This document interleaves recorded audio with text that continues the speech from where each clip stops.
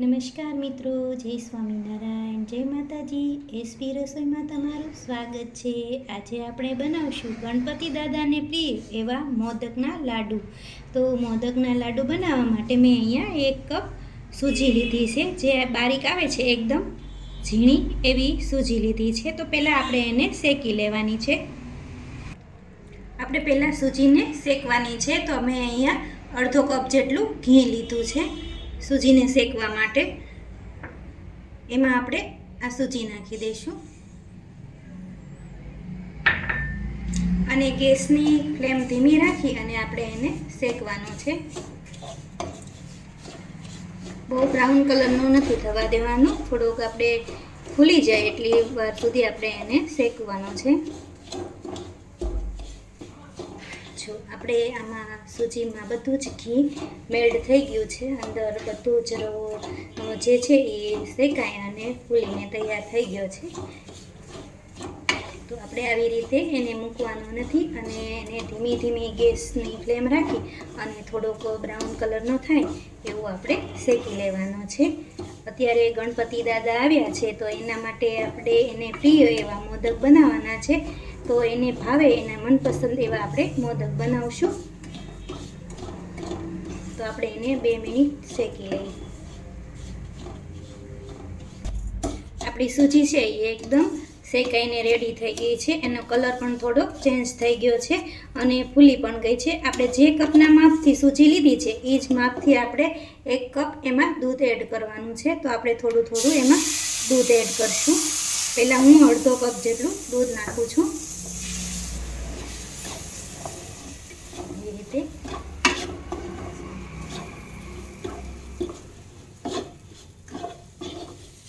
બીજું દૂધ પણ આપણે એમાં એડ કરી દઈએ. ગેસને ધીમો જ રાખવાનો છે. આપણે એ બરાબર દૂધ એમાં મિક્સ કરી લેવાનું છે. આ જે મોદક છે એ ફટાફટ બની જાય છે અને બહુ મહેનત પણ નથી થતી. આપણી સૂજી છે એમાં દૂધ બધું જ મેલ્ટ થઈ ગયું છે અને થોડું ઘી પણ છૂટું પડવા લાગ્યું છે. આ રીતનું આપણે બનાવી લેવાનું છે. હવે આપણે એમાં બદામની કતરણ નાખી દઈશું, કાજુ નાખશું અને આપણે એમાં નાળિયેરનું છીણ નાખી દઈશું. 2 થી 3 ચમચી જેટલું નાળિયેરનું છીણ નાખશું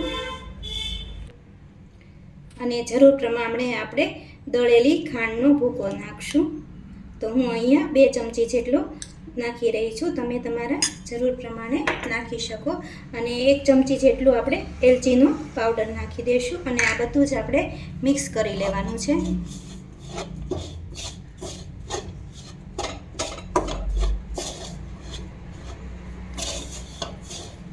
આ મોદક ખાવામાં બહુ જ મીઠા લાગે છે અને વાર પણ નથી લાગતી બનાવવાની. તો જો મિત્રો તમને આ મારી રેસીપી પસંદ આવે તો એસપી રસોઈને સબસ્ક્રાઈબ કરી અને બેલ આઇકન દબાવવાનું ભૂલતા નહીં, જેથી કરી તમને મારી અવનવી રસોઈ જોવા મળે. તો જો આપણે બધું જ આમાં મિક્સ કરી દીધું છે. હવે આપણે મોદકનું મોલ્ડ લઈ અને એમાં આપણે મોદક બનાવવાના છે.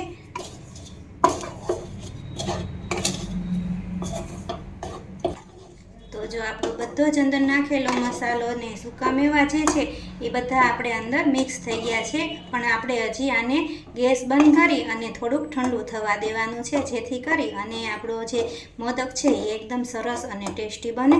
તો આપણે થોડુંક આવી રીતે આને મિક્સ કરી અને ઠંડુ થવા દેશું. અને આપણે છોડવાનું નથી, કેમ કે કઢાઈ જે છે એ ગરમ છે તો નીચે બેસી જશે. તો આપણે આને સતત આવી રીતે મિક્સ કરી અને એને ઠંડુ થવા દેશું. થોડુંક હળવું ઠંડુ થઈ જાય એટલે આપણે એમાંથી મોદક બનાવવાના છે. તો આપણે એને આવી રીતે મિક્સ કરતા જશું અને થોડું ઠંડુ કરતા જશું.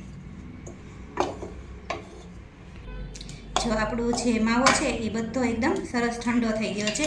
આપણે મોદકના મોલ્ડની અંદર આપણે મોદક બનાવવાના છે, તો એને આપણે ઘીથી ગ્રીસ કરી લઈશું એટલે મોદક છે એ જલ્દીથી બહાર આવી જાય. તો આપણે આવી રીતે ગ્રીસ કરી લીધી છે.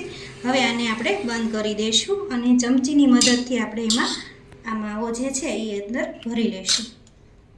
આવી રીતે થોડુંક આપણે આવી રીતે ફિટ કરી દેવાનું એટલે એકદમ સરસ મોદક બનીને તૈયાર થઈ જશે.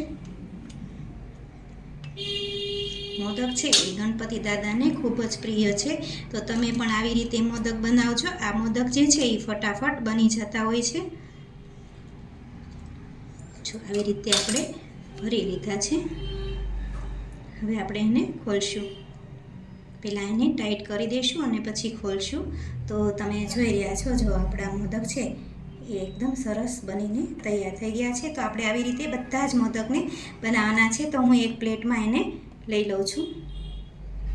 આપણે બીજી હવે એમાં ભરી લઈશું. હવે આપણે મોલ્ડને ઘીવાળું કરવાની જરૂર નથી. આપણે ફરી આવી રીતે ભરી લઈએ. એકદમ ફિટ ભરી લેવાનું એટલે મોદક છે એ ખુલ્લી ન જાય. ચમચીની મદદથી આપણે એને ફિટ કરી દેવાનું એટલે સરસ મોદકનું બાઇડિંગ આવી જશે. તો આપણે આવી રીતે ફિટ કરી અને ભરી લેવાનું છે.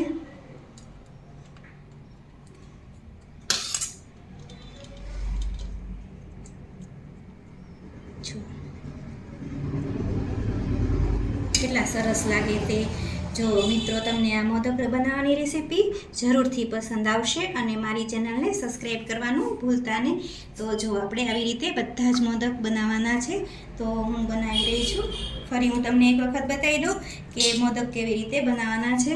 તો જો હું મોલ્ડમાં ભરી રહી છું અને મેં મસાલો બધો જ અંદર મિક્સ કરી દીધો છે એટલે આપણે અંદર એટલો સરસ ટેસ્ટ આવશે કે આપણને મોદક એક જ દિવસમાં ખવાઈ જશે. આ મોદક જે છે એને તમારે સ્ટોર કરવા હોય તો પણ તમે 2 થી 3 દિવસ કરી શકો છો.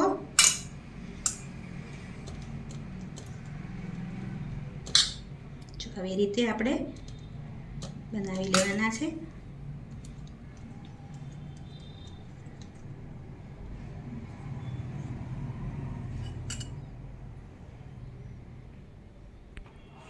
તો જો આપણે બધા જ મોદક બનાવી લીધા છે અને એટલા સરસ લાગી રહ્યા છે કે ગણપતિ દાદા પણ ખુશ થઈ જાય.